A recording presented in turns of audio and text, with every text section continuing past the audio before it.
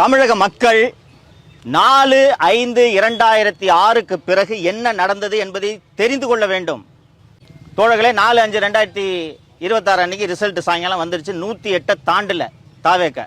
இவங்க 47, திமுக 72. யாருக்குமே என்ன பண்றதுன்னு தெரியல. ரிசல்ட்டை பார்த்துக்கிட்டு இருந்த உதயநிதி டிவியை உடைச்சு அம்மா கிட்ட போய் அழுகுறாரு. எப்படி விஜயை இந்த முதலமைச்சர் நாற்காலியில் அமர்ந்து நான் பார்ப்பேன், என்னால் தாங்க முடியாதே என்று அன்னியார் திருமதி துர்கா ஸ்டாலின் அவர்களிடம் அழுததும், துர்கா ஸ்டாலின் சேகர் பாபுவை கூப்பிட்டு, தம்பி அழுவுது, நீங்களாம் எதுக்கு இருக்கிறீங்க, ஏதாவது பண்ணுங்க என்று சொன்னதும், சேகர் பாபு இதர திமுக எம்எல்ஏக்களிடம் பேசி வேலு, அனிதா ராதாகிருஷ்ணன் போன்றோர் எடப்பாடி பழனிசாமியை தொடர்பு கொள்கிறார்கள். ஊடகங்களில் அந்த செய்தி வந்திருக்கும், நீங்க பார்த்திருப்பீர்கள். எடப்பாடி பழனிசாமி விரைவில் நல்ல செய்தி வரும் என்று ஒரு கருத்தை பதிவு செய்தார். உங்களுக்கு ஞாபகம் இருக்கும். இதுதான் அந்த நல்ல செய்தி. இதற்கு நடுவே இதை அடுத்த கட்டத்திற்கு கொண்டு செல்வதற்காக எடப்பாடி பழனிசாமி என்ன செய்தார் என்பது தமிழக மக்கள் தெரிந்து கொள்ள வேண்டும். எனக்கே இதை கேள்விப்பட்ட போது மிக மிக அதிர்ச்சியாக இருந்தது. எடப்பாடி பழனிசாமி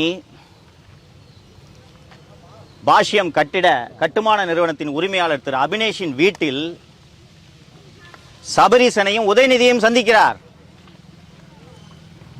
அப்போது சபரீசனுடைய போனில் மு.க. ஸ்டாலின் பேசுகிறார். எங்களுக்கு அமைச்சரவையில் இடம் வேணாம், உங்களுக்கு எந்த தொல்லையும் கொடுக்க மாட்டோம், ஒரே ரெக்வஸ்ட், எங்க மேல கேஸை போடாதீங்க, ஊழல் எல்லாம் கண்டுக்காதீங்க, நாங்க உங்களுக்கு ஆதரவு தரோம், எப்படியாவது இதை முடித்துக் கொடுங்கள் என்று சொன்னதும் திரு பழனிசாமி அவர்களுக்கு கிட்டத்தட்ட முதல்வரான நினைப்பு வந்து விடுகிறது. ஆனா நீங்க திமுக ஆதரவோடு முதல்வராகலான்னு சொன்னா எப்படி கட்சிக்காரன் ஏத்துக்குவான்? அம்மாவோட ஆன்மா நம்மளை மன்னிக்குமா? ரோட்ல போனா ஜனங்க கல்லெடுத்து அடிக்க மாட்டாங்களா? முடிச்சிடுறேங்க, நான் முடிச்சிடுறேன், முடிச்ச பிறகு முடிக்கிற வரைக்கும் வெயிட் பண்ணுங்க என்று சொன்ன பிறகுதான் எடப்பாடி பழனிசாமி அதற்கும் சம்மதிக்கவில்லை என்பதால் 30 எம்எல்ஏக்கள் அந்த கூட்டத்தில் இருந்து கிளம்பி நேராக சி.வி. சண்முகம் வீட்டுக்கு சென்று எதிரணியாக உருவாக்கிறார்கள். அதற்கு பிறகு மறுநாள் வாக்கெடுப்பு. அந்த வாக்கெடுப்பில் தான் 25 பேர் தாவேக்கு ஆதரவாக வாக்களித்தனர். நான் இப்போது மக்களுக்கு ஒரு சார் கேட்டார், என்னதான் ஏன் சொல்ல வர்ற மக்களுக்கு அப்படின்னு. அதிமுக என்ற கட்சிக்கு இன்று எதிர்காலம் இல்லை, அதன் தலைமை மாற்றப்பட வேண்டும் என்கிறேன்.